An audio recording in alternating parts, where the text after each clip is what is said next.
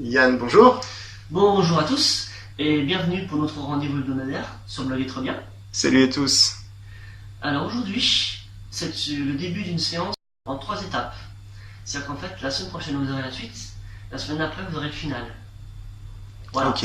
Donc aujourd'hui et la semaine prochaine, ce sont des exercices de préparation à ce qu'on appelle la posture sur les épaules, avec variante. Donc aujourd'hui et la semaine prochaine, je vais vous montrer tout ce qui permet de préparer. Ça ne veut pas dire que vous arriverez à la faire après. C'est préparatoire. C'est-à-dire qu'avec du temps, en pratiquant régulièrement, vous saurez déjà, vous aurez quelques éléments qui vous permettent. D'accord. Donc aujourd'hui, je vais vous proposer 3 exercices dans le cadre de la préparation posture sur les épaules et variante. Le premier exercice se fera dans cette posture assise. Donc je vous montrerai dans un premier temps de face, dans un deuxième temps de profil. Comme ça vous aurez les deux vues, vous pourrez bien comprendre de quoi il s'agit. Ensuite viendra l'exercice numéro 2 en 3 étapes. Et pour finir, l'exercice numéro 3 en une étape. On commence par l'exercice numéro 1, donc de face. Alors, bien prendre soin de placer son dos dans sa verticalité. Vous voyez, même moi je n'y pensais pas, donc personne n'est parfait.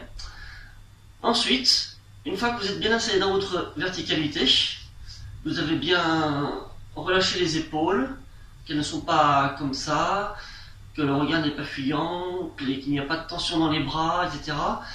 Il faut que la posture assise soit bien confortable. Donc n'hésitez pas, si vous avez des petits problèmes, des sensations douloureuses au niveau du genou, de vous mettre dans une autre position. Vous pouvez éventuellement vous placer comme ceci pour faire l'exercice.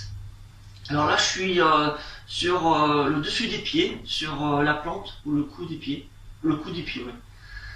Sinon, vous pouvez vous placer sur la pointe des pieds, comme ceci. Pour l'exercice, en fait, ça n'a aucune influence. C'est juste une question de confort dans la position. Donc moi, je vais me remettre dans la position initiale dans laquelle j'étais, puisqu'elle était plutôt agréable, confortable. C'est un exercice que vous pouvez faire le temps que vous voulez. Il suffit de baisser lentement, progressivement sa tête. Et là, en fait, cet exercice-là va tirer légèrement toute la colonne vertébrale du bas jusqu'en haut. Ensuite, vous relâchez en levant la tête vers le ciel. Alors ça, c'est juste une finalité. Ce n'est pas l'objectif en soi. L'objectif en soi, c'est juste de reculer la tête. Voilà. Vous remarquerez que des fois, mes épaules se rehaussent, mes bras se tendent.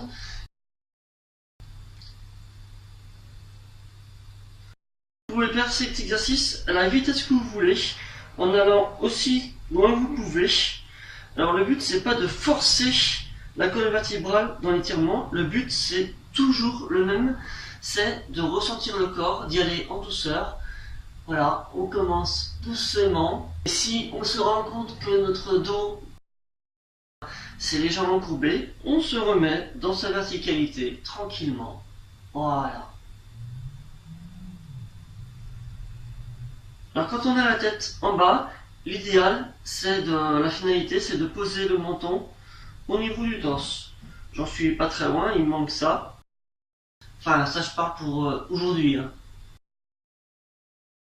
Vous faites ce mouvement 5, 10, 20 fois. Du moment que vous restez dans la lenteur, dans la douceur, voilà, je cherche le terme.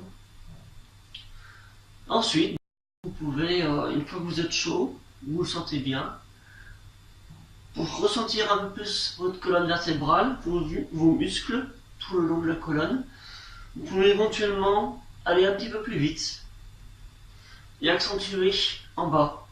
Sachant que c'est en allant en bas qu'on tire sur la colonne, je le répète, et en allant en haut que vous relâchez. Mais vous créez potentiellement des tensions dans les cervicales, donc allez-y doucement, pas trop en arrière, c'est pas le but. Le dos bien droit, dans sa verticalité. Les épaules relâchées, éventuellement légèrement en arrière, mais pas trop. Les bras relâchés, les mains posées. Si vous voulez de la symbolique, vous pouvez les mettre dans ce qu'on appelle le Chin Mudra. Chin Mudra, c'est ceci, voilà. Si ça vous prend la tête, vous pouvez simplement vous mettre comme ceci ou comme ceci, voilà. Le travail principal se situe au niveau de la colonne vertébrale, donc tout le reste en fait c'est une question de confort. Si à un moment donné vous vous rendez compte que vous êtes plutôt comme ça, un peu avachi, je pense que c'est un qui convient, remettez-vous simplement dans votre verticalité, ce n'est pas grave. L'important c'est quand on prend conscience d'un défaut, d'y remédier, voilà, de le réparer. Et si bien sûr ce défaut est, on ne peut pas agir dessus, parce que ça devient inconfortable d'agir dessus, d'agir sur ce défaut, comme par exemple si vous avez le dos voûté naturellement, ça va être plus difficile pour vous d'être droit. Tout est une question de faire petit à petit pour que votre dos soit progressivement, au fur et à mesure du travail, devienne droit, stable. Ça peut se faire du jour au lendemain.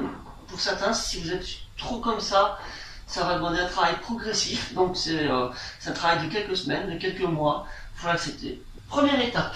La seule différence entre les trois étapes, c'est l'amplitude des mouvements et la vitesse. Voilà. Donc première étape, on va dans un premier temps baisser légèrement la tête et, comment on appelle ça, monter le dos, c'est ça? Oui, faire Ok. dos rond comme on pourrait Faire dire. le dos rond, voilà.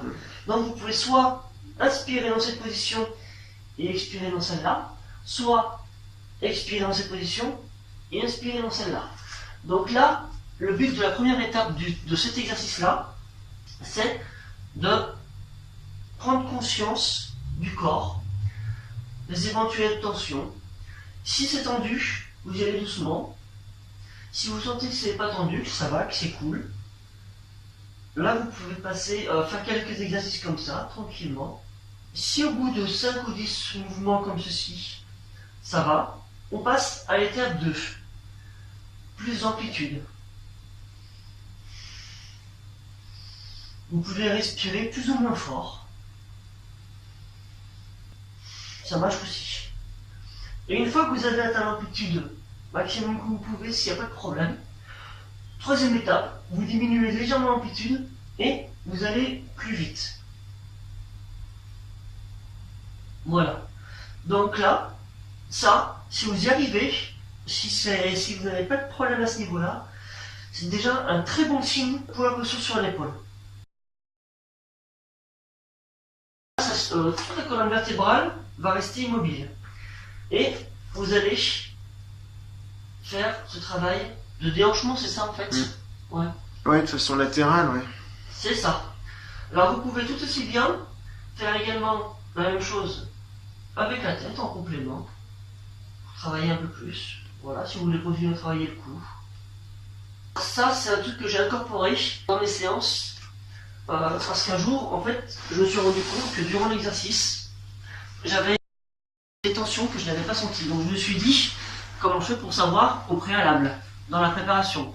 Donc je me suis dit, avec cet exercice-là, en fait, c'est en faisant cet exercice-là que je me suis rendu compte que les tensions se dénouaient, se déliaient.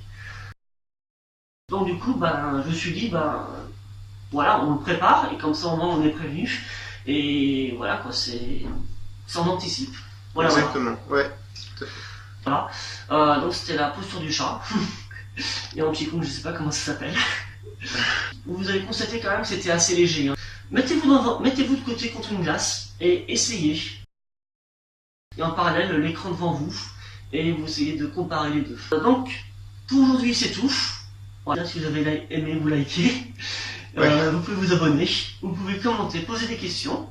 Et rendez-vous la semaine prochaine pour la suite des exercices préparatoires des différentes postures des épaules et variantes. Okay. Voilà. Super, très clair. Écoute, ça marche. Merci beaucoup. Puis du coup, à la semaine Salut prochaine. Christian, salut à tous. Salut à tous.